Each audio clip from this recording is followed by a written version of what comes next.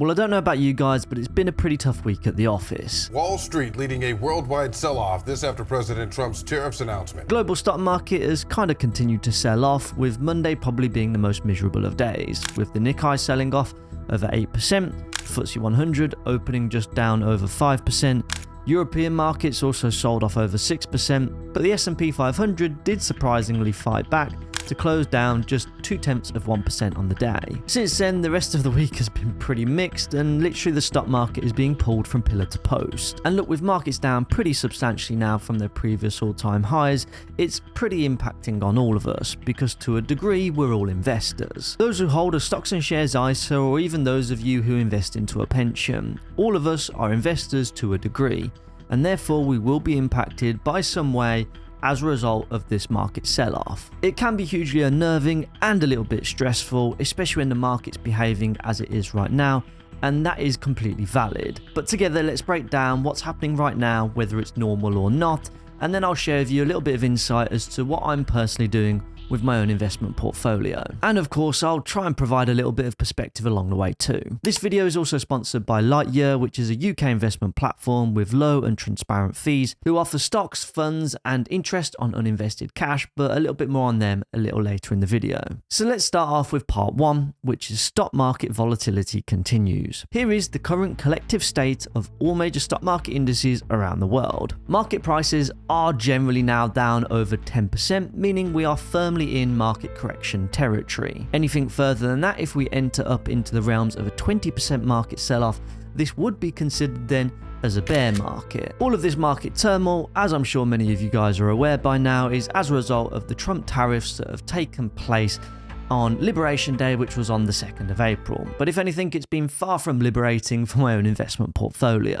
These implemented tariffs have also ruffled some feathers, with the Chinese being particularly annoyed about them, who have quickly come out and said that they're going to implement a 34% tariff on US goods entering into China. But that Chinese-US dynamic is literally changing by the moment, and may even change by the time you've seen this video. I picked up a copy of the Financial Times today, and as you guys can see, it says Trump issues a new China tariff threat, which essentially is a 50% tariff now, which Trump is now imposing. And that will come into place unless China backs down. And can I just say, why on earth is the Financial Times literally this big? Like, you couldn't exactly like sit down and read this, or at least not comfortably anyway. Like, does anyone actually sit down and read a newspaper like this? If you do, let me know down in the comment section below. Although the investing nerd in me does like to see all of this kind of market data, which, as you can see, unfortunately, is heavily in the red. Anyway, I digress slightly, but hopefully Trump and China can come to some kind of agreement at some point, so this kind of trade war doesn't quite get too out of hand. Whilst China and America seem to be at each other's throats, it's actually been reported, quite positively I guess, that over 50 countries have actually responded to the US to try and open up talks to potentially renegotiate their tariffs, which is a slightly different approach to what the Chinese have taken, which is to immediately respond straight away with their own set of tariffs. I think the way in which the rest of the countries have gone about it is probably the better way to go about things. If I was Donald Trump in his position and I was looking to renegotiate on tariffs, I would probably go in at a high price and then potentially look to open up negotiations and kind of land somewhere in the middle. So Trump's happy because he will have got that additional tax revenue, which he obviously wants, but also the other countries probably won't feel as hard done by if the tariffs that they've been able to negotiate aren't as bad as the ones that were originally set out. I think an air of pragmatism is probably required here, and I'm sure that will probably take place. It might just take some time for all of this to play out. The US tariffs, however, have been broadly condemned by leaders all around the world, with the Organization for Economic Cooperation and Development releasing an interim report, which is kind of highlighting the impact on global GDP, which they've said is going to go from 3.2% in 2024 down to 3.1% in 2025, and potentially drop to 3% in 2026, with quoted higher trade barriers in several G20 economies and increased geopolitical and policy uncertainty weighing on investment and household spending. With this potential negative impact, it's also called some business leaders to kind of make a stance a little bit against these tariffs which Trump is imposing. With Elon Musk, who has admittedly been Trump's right-hand man through his whole election campaign and even the early days in government, He's even said, obviously, he needs to support his position on Tesla, but even Elon Musk isn't happy about the tariffs that are obviously taking place. I'm hopeful, for example, with the tariffs, that at the end of the day, I hope it is agreed that both Europe and the United States should move, ideally, in my view, to a zero tariff situation, effectively creating a free trade zone between Europe and North America. They're about 1 million miles away from a free trade zone based on Trump's current policies, but hopefully if we do manage to renegotiate somewhat, then that will lessen the impact on the global economy and then possibly provide some kind of inflection point for the stock market to potentially return to a little bit more positivity. But as of right now, nobody really knows what's going to happen from day to day, so I'm not going to make any kind of strong assumptions. So with this area of unpredictability right now in the stock market and not really knowing what's going to happen day to day, let's now move on to part 2. Is this normal? Let me cut straight to the point here. A common question that many investors have got right now is all of this kind of normal? Trump tariffs and economic policy to one side, but the reaction from the stock market and the stock market declining in value, is that a normal circumstance to happen? And the answer is yes, that this happens time and time again and has happened throughout the course of stock market history. Here is a theoretical example of a stock market cycle where on sometimes it's good and on other times it's bad. Stock market cycles are a little bit like life itself, right? In that some days, some weeks, some months, perhaps even some years are just purely positive until life will turn around and smack you in the face with a life event which perhaps may be somewhat unexpected, which then may take you days, weeks, months, perhaps even years to potentially overcome and move past. We've all experienced those fluctuations within our own lives, and the stock market is really no different. Here are the returns of the S&P 500 using a logarithmic scale, which shows the contrast between bull markets where the market is going up in value, which you can see in blue, and bear markets when the market is going down in value, which you can see in orange. You can see clearly that we have had times in the market, like in the 90s and in the 2010s, where market rose literally hundreds of %. But these good times don't last forever, and then invariably are followed by bad times. This can sometimes be as a result of an economic downturn resulting in a recession,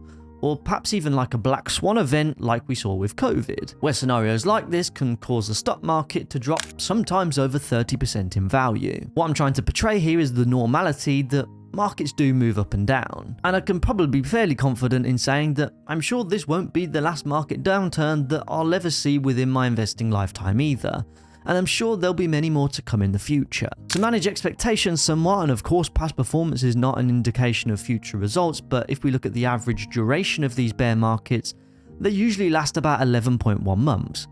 So just under a year of pain for investors. Whilst the bull markets do eventually come thereafter, these last on average for 51 months, so just over 4 years. So in summary, it's kind of like 4 years of gain for 1 year of pain, or at least on average anyway. And whilst what we're seeing now is quite a sharp decline in market prices, as we've seen from the Financial Times article, it's certainly not the worst, or at least not yet anyway. The worst day in US stock market history was actually all the way back in 1987, where it was called Black Monday, where market prices fell 20.47% in a single day. Now, I wasn't alive then, so thankfully I didn't have to stomach that one in my investment portfolio. But I was alive and actively investing during the second and third worst single days in the stock market, which was actually only back in 2020 during the pandemic, with the market declining 11.98% and 9.51% respectively. So whilst we've certainly seen a few bad days in the market, it's not exactly the worst that the market potentially has to offer. But I think what's important to also note here is that when we take these market declines that have happened in the past, it's important to actually look at what actually happened next. From analysis which I've done on TradingView, which you can see each bar actually represents one trading day, from the crash of 1987, from absolute market lows in October 1987, it took the market 650 days to fully recover, so about just over 2 years. Then from the lows of the pandemic crash in 2020, it took about 151 days for the market to get back to its previous high, so about 5 months or so. And then if we look at the financial crisis of 08-09, it took about 1,498 days for the market to fully recover, so about 4 years. So there is an element of randomness here, and whilst it can sometimes be useful to look at kind of market averages in terms of how quickly markets recover on average, actually when you look at the individual market declines, then actually there's no correlation really between any of them. Every crash is unique, right? And therefore investors should be mindful of the unique characteristics of this market decline versus the market declines in the past. And because each one is unique and somewhat random, it also becomes unpredictable too. And therefore nobody knows, myself nor anybody else, what's going to happen in the stock market next. But before we dive into what I'm doing with my own investment portfolio, first I wanted to tell you guys a little bit more about today's video sponsor, which is Lightyear. Lightyear are an investment platform with FSCS protection, and they are authorized and regulated by the Financial Conduct Authority. They're a company that have the backing of Sir Richard Branson and were founded back in 2020. Lightyear have multiple different accounts on offer, which include the stocks ISA, the cash ISA, general investment account, and a business account too. Now, Lightyear is a low-cost investment app where there are no account fees. There are 0 fees for ETF investing, though fund manager fees do apply, a 0.35% FX fee on foreign transactions, and trading fees for individual stocks, which are capped at just £1. I'm currently using the Lightyear business account, which allows me to invest some of my spare business cash into a qualifying money market fund, which is currently earning me a rate of interest of 4.58%. Now, Lightyear also offers 4.5% on their cash ISA and 4.58% on cash through high interest vaults in their stocks ISA and general investment account. Although do bear in mind with the business vaults and the stocks ISA that money is invested and therefore does carry investment risk. Now, Lightyear have also kindly offered all of my subscribers one free fractional US share of your choice valued at $15 when you open an account by clicking on the link down in the description below. Alternatively, if you use the promo code Mitch, you'll also still be able to claim that one free fractional share when you deposit £100 into your account. Please remember though that when investing, your capital is at risk and the value of your investments can go up as well as down. And thanks again to Lightyear for sponsoring this video. Now let's move on to part 3, which is what I'm doing. In my opinion, investing success comes down to 3 core things. Firstly, being emotionless during times of turmoil. Secondly, taking action consistently over time. And thirdly, being patient. To me, it shouldn't really matter whether the market's having the best of years or the worst of years, because it shouldn't change what I'm doing based on the fact that I've got a well thought out and well considered long-term investment plan. So for me, I'm not doing anything differently than what I've ever done in the past since I started investing right the way back in 2017. And what I mean by that is that I'm continuing to simply just invest every single month, as I always have done, into my stocks ISA and into my pension too. Here's the way I like to frame it in terms of a little bit of a mental model that helps me kind of steer away from thinking or looking at the value of my investment portfolio at any given moment in time. And obviously do remember this is based on my own personal circumstances where I have like 20 or perhaps even 30 years ahead of me in order to build like a retirement pot for my future. So what I try and do is I try to think about my investment portfolio as if I was building a house, where the building blocks to my portfolio are essentially the number of shares that I can acquire. Let's say hypothetically that I have 1,000 shares valued at £100 a share at the start of the year. And let's say I buy 8 shares a month consistently throughout the year, so the equivalent of investing £800 a month. But say the stock market declines 20%, well, those same shares that I were buying for £100 a few months ago are now priced at just £80 instead. Which means in this hypothetical scenario, in this month when I come around to make my monthly investments, instead of buying the usual 8 shares, this month I can get 10 shares. So even though the market's down, it's allowing me to pick up more ownership, essentially more shares, for a lower price than I was able to before. And whilst obviously you have to say that past performance isn't necessarily a guarantee of future results, based on all of the historical data that we have available to us, well, markets have always recovered. And therefore, during periods of time where hypothetically I've bought in at a lower market price, when those markets do eventually recover, well, my returns and my portfolio value will be amplified as a result. In these darker days, I try and think about investing like the 1999 Champions League final. In that, imagine if Manchester United decided that after they went 1-0 down in the first 6 minutes that they were going to get absolutely hammered, so they all walked off the pitch and just called it a day there. If they did and they quit there and then all of their hard work that got them to that Champions League final would have been just for nothing. But instead, United fought it out for the following 85 minutes.